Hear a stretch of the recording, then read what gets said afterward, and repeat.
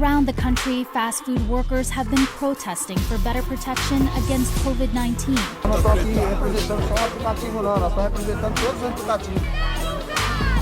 Somos trabajadores jóvenes de salario mínimo. We're not essential. Our help is essential. La necesidad tiene cara de perro, pues. O sea, si yo no trabajo, ¿quién me mantiene? ¿Quién me paga el alquiler? Los que somos visibles, los que hacemos mover las ciudades, nosotros nos vamos a poner de pie. La precarización del trabajo afecta particularmente a los jóvenes. Sobre ellos pesa además la desocupación. Las historias son millones. En este programa vamos a conocer en primera persona algunas de ellas.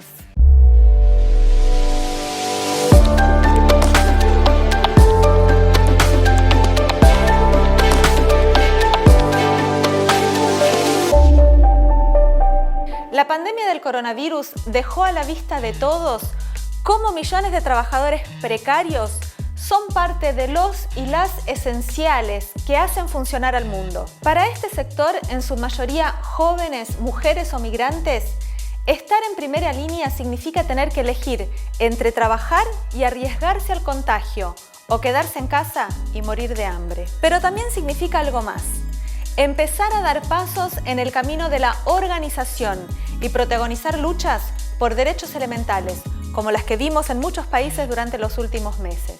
Desde Europa nos habla Asier Guerrero, delegado sindical de CGT Telepizza del Estado español.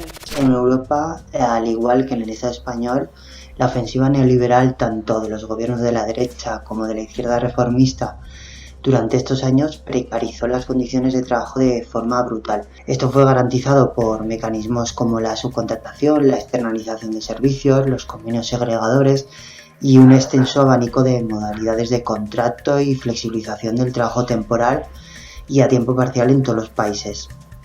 Toda esta ofensiva además recayó fundamentalmente sobre la juventud, las mujeres y los inmigrantes. Desde Gran Bretaña, con los famosos contratos de 0 horas que permiten que el empresario pueda disponer de todas las horas del día del trabajador y mandarlo a casa cuando le dé la gana, o en Alemania con los llamados mini-jobs de bajos salarios que alcanzan los 4 millones de personas, ¿no? En el Estado español y en muchos países de Europa, además de esto se le suma la invención de los llamados falsos autónomos o asalariados o encubiertos, que es la forma más extendida de contratación, por ejemplo, de los riders de Glovo, de Deliveroo.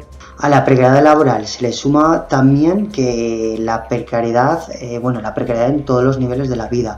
En el Estado español, por ejemplo, la juventud precaria tiene que gastar el 94% de su sueldo para poder independizarse con una vivienda propia. Por eso nos vemos obligados a malvivir en pisos compartidos o exigir o seguir en casa de nuestros padres, ¿no? Pero esta ofensiva sobre nuestras condiciones de trabajo no ha caído del cielo porque fue permitida y avalada sobre todo por las burocracias sindicales, que dejaron pasar todo tipo de ataques y sobre todo se negaron a organizar a la juventud trabajadora. Desde la Asamblea de Trabajadoras de Telepizza hemos decidido ir a la huelga. La patronal con sus grandes empresas dirigen el trabajo precario hacia la juventud, devaluando las condiciones de trabajo de esta y así, a largo plazo, extenderlo a toda la clase trabajadora. Sin embargo, ya mucho antes de esta pandemia, los trabajadores y trabajadoras precarias comenzamos a organizarnos y a luchar porque, como son los riders que hicieron huelgas y campañas de denuncia con un gran impacto y apoyo en la población, o las trabajadoras que limpian los hoteles, las Kellys, o por ejemplo los pizzeros, que hemos organizado 5 huelgas con el 70% de seguimiento en distintas ciudades contra el impago del salario mínimo, ¿no? Y que con la llegada además de la pandemia, que nos obligaban a trabajar sin condiciones de seguridad, conseguimos paralizar el trabajo en las tiendas hasta que nos dieron un protocolo de serio de prevención, ¿no? Telepizza es la marca española de trabajo precario, es una de las grandes empresas de comida rápida y de reparto a domicilio. Para poder llegar incluso a final de mes, muchos tenemos que trabajar el doble en otros trabajos. Desde el año pasado estamos viendo una segunda oleada de la lucha de clases, donde uno de sus protagonistas son un sector amplio de trabajadores precarios y jóvenes sin futuro, y es esta nueva generación de trabajadores que es menos ingenua que antes, porque hasta ahora solo ha conocido la crisis económica, la precariedad, la fragmentación laboral, y sabe que no tiene expectativas de que todo esto vaya a mejorar, ¿no? Todo esto lo que está llevando es a rebelarse contra las múltiples opresiones sociales y políticas del capitalismo y de los regímenes políticos, ¿no? Según la Organización Internacional del Trabajo, 3 de cada 4 jóvenes del mundo trabajan en la informalidad. Entre los menores de 25 años, 150 millones viven en la pobreza, una generación que ya había sido afectada por la crisis del 2008 y ahora va a ser la que tendrá que cargar con la crisis que dejará la pandemia.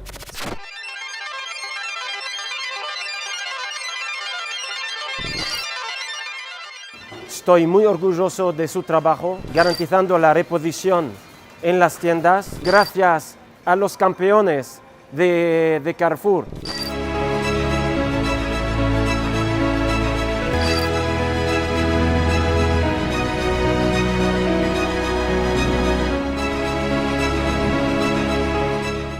To all of our Amazon retail heroes on the floor, in the air, and behind the wheel, we want to thank you. We'll continue to do everything we can to keep you healthy, safe, and protected. Thank you. Los empresarios los presentan como héroes, pero no están dispuestos a garantizar su seguridad ni reconocen sus derechos. Sus historias recorren call centers, locales de comidas rápidas, supermercados, trabajadores de aplicaciones, comercios, fábricas y también a las trabajadoras de la salud, limpieza y cuidados. Uno de los casos emblemáticos de los que llaman héroes a sus empleados es el de Amazon. Sin embargo, sus trabajadores no opinan lo mismo y salieron a luchar en varios países. Chris Smalls es uno de ellos. Fue despedido por Amazon en Estados Unidos por organizar las protestas contra las condiciones de trabajo en medio de la pandemia. They don't care about us. They don't care about our health. Saying that we're an essential business, but our health is essential. Stand up. Stand up for what's right. Don't be afraid. That's right. At the end of the day, we the power. This building cannot run without us. While working there, during the month of March, the beginning of the pandemic over here in the States, I started to raise my concerns. After raising my concerns, I didn't get a response from management that was reasonable for the employees or myself regarding our health and safety. I mobilized a walkout that happened on March 30th. 2 hours later, resulted into my termination from the company. I was just a concerned supervisor. I wasn't an organizer, wasn't involved in any union action or anything like that. I am now, after everything happened, I began organizing afterwards, but prior to, I wasn't. We weren't prepared. We weren't prepared at all. People have died. We lost coworkers that worked in my building. We lost relatives.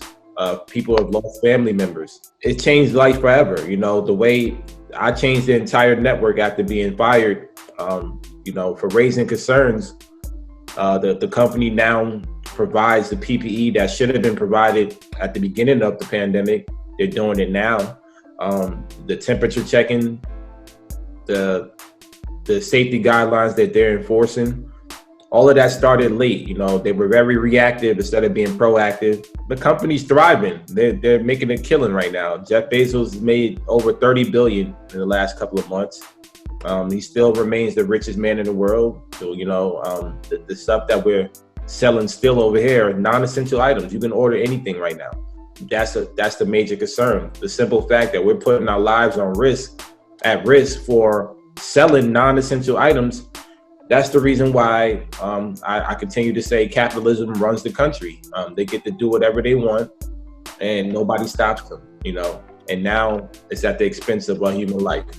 We're regular people, you know, the government, the CEOs of these companies, they deemed us without us having a choice. We're essential, we're heroes, we're neither.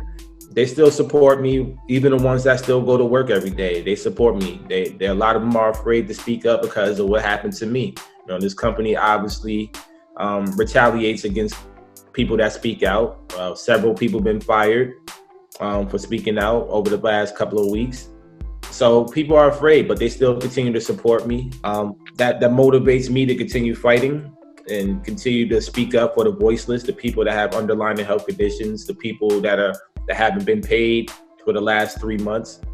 That's the reason why I'm launching my organization, TCOEW, which stands for the Congress of Essential Workers. We will be mobilizing another international walkout.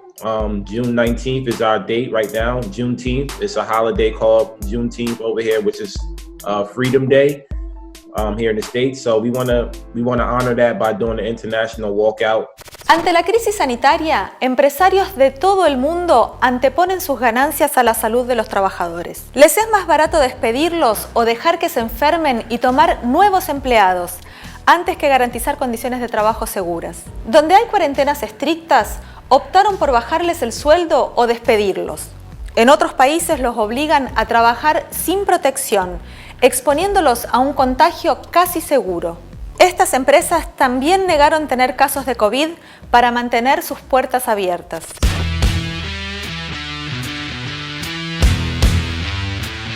Around the country, fast food workers have been protesting for better protection against COVID-19. It scares me that our workers, we can't be protected because we get corporations like McDonald's and also other fast food places that don't care.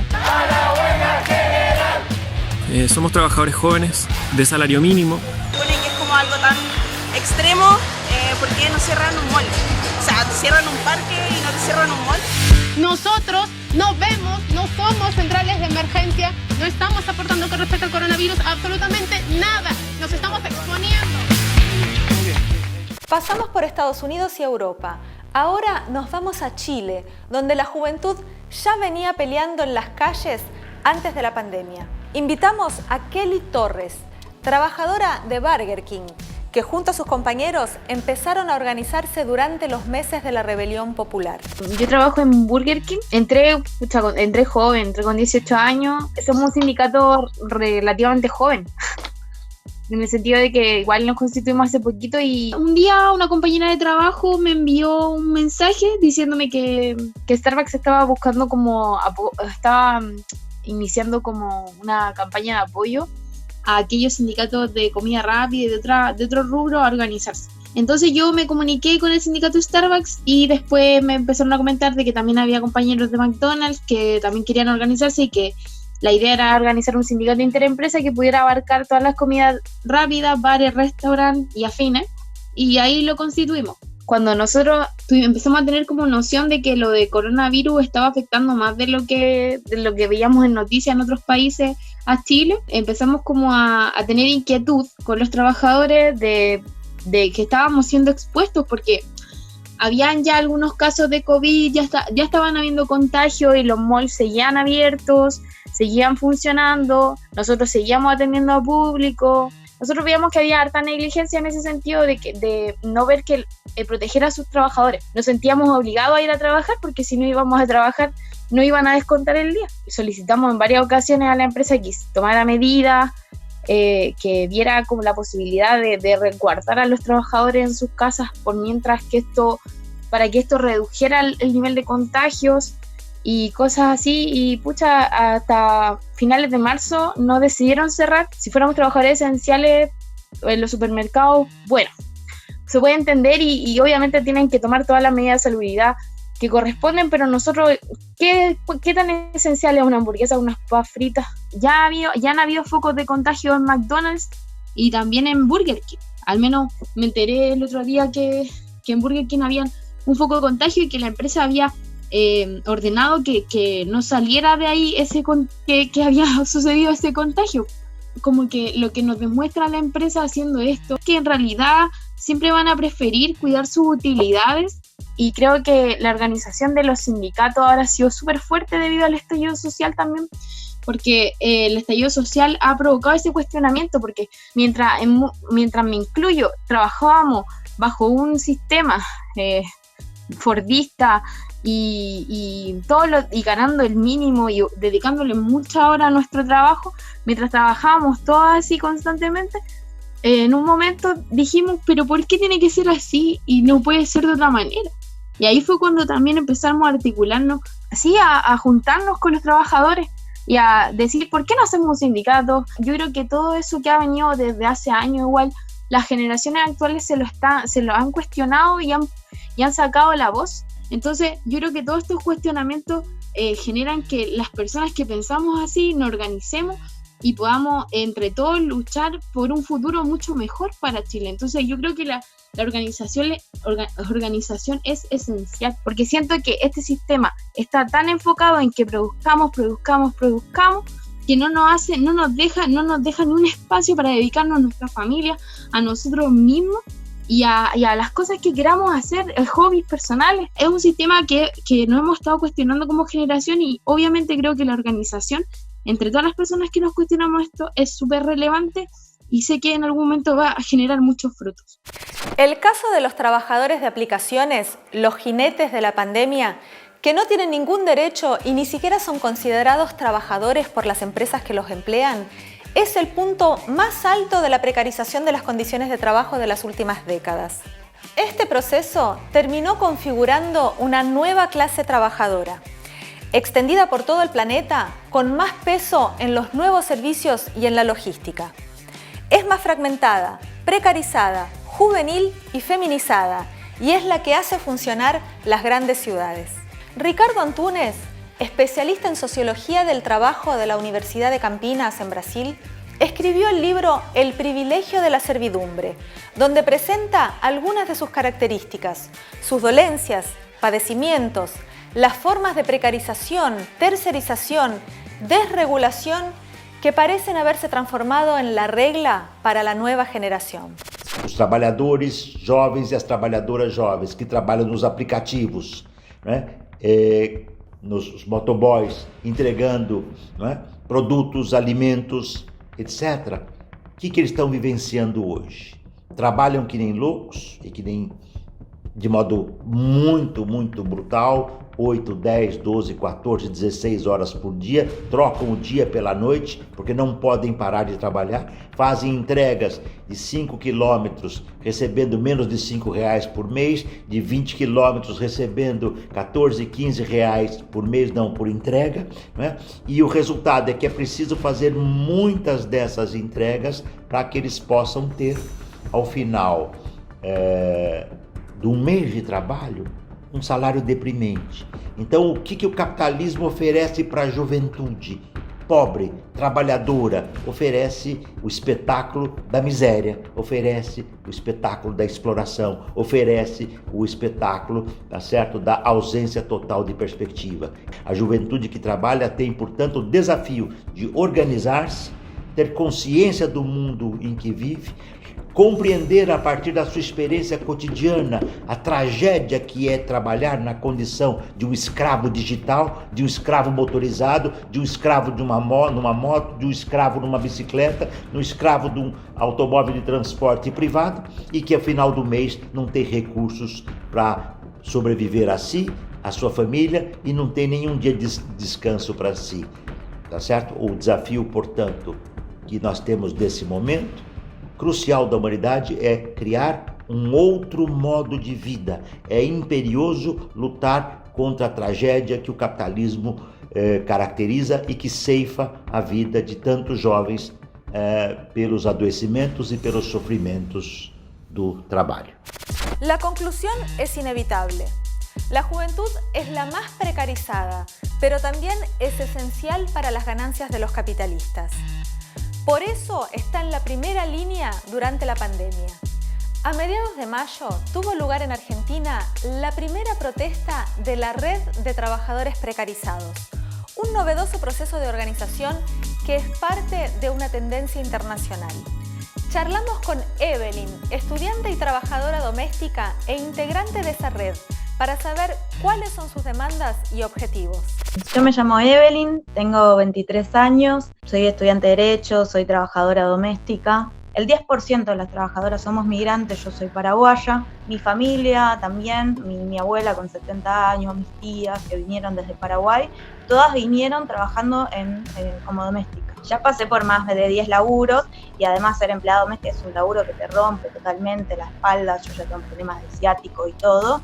El sector de empleadas domésticas es muy difícil de organizar porque es un sector muy perseguido, muy golpeado a nivel laboral. Hicieron de todo los patrones para que vayamos a trabajar, certificados truchos. Hubo un caso en donde un patrón quería meter a su empleada doméstica adentro, en el baúl del auto la tenía y la quería meter adentro del barrio privado. Hay una ayuda social que es la IFE, que dio el gobierno, que es de 10.000 pesos y que es para el sector de informales, que incluye también a las empleadas domésticas que están en blanco. A mí no me lo pagaron porque soy extranjera. A muchos no se lo dieron porque es uno por grupo familiar y una de nuestras demandas que haya un impuesto para los ricos y que la plata salga de esos bolsillos y que haya un salario de cuarentena de 30.000 pesos para todos nosotros. Que haya licencias pagas, que no haya rebajas salariales, que se cumpla la prohibición de despidos. Porque somos los esenciales que estamos en todos lados, que atendemos. Hacemos que se mueva esta ciudad. Mientras el gobierno les decía que los miserables eran los empresarios, pero acordaron sin ningún problema que para que no te despidan, te suspenden. Los pibes pasamos en un año por distintos laburos, porque nos contratan temporalmente. Yo con 21 años nunca laburé en blanco, ahora laburo en Rappi, nos estamos organizando con los pibes de primera línea. Y no pueden ser ellos, los sindicatos, con el gobierno, con las empresas que ganan millones, los que decidan si comemos o no.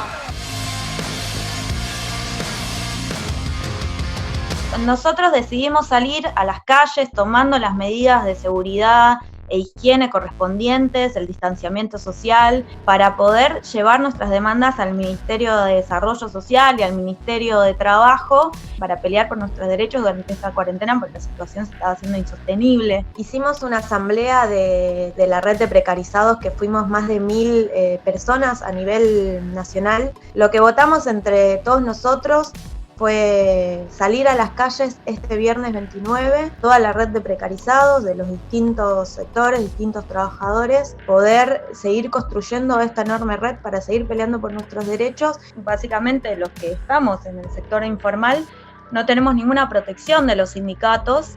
Esta red surge porque nos dimos cuenta que unidos somos más fuertes entre los distintos sectores, porque también lo que siempre se busca es separarnos a los trabajadores y además que esta red sea una herramienta también para pelear contra los dirigentes sindicales que transan. Cuando termine la cuarentena, muchos de nosotros vamos a estar desocupados o despedidos y la idea es que podamos tener esta organización para poder defendernos y pelear contra esos ataques.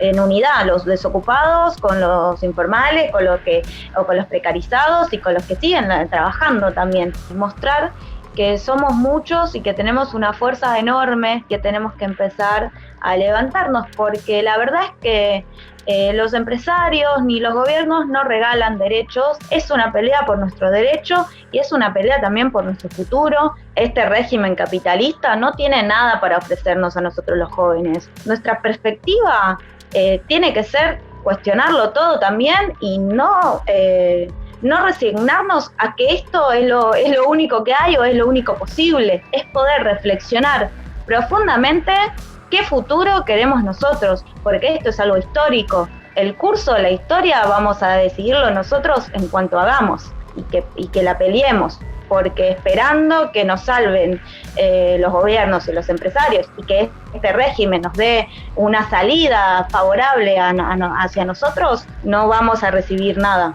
Los diarios y sitios que conformamos la red internacional La Izquierda Diario pusimos nuestros medios a disposición de estas luchas durante la pandemia y recibimos miles de denuncias de todas partes del mundo. En este programa vimos a jóvenes trabajadores de distintos países que no están dispuestos a permitir que este sistema entierre sus sueños, precarizando sus vidas.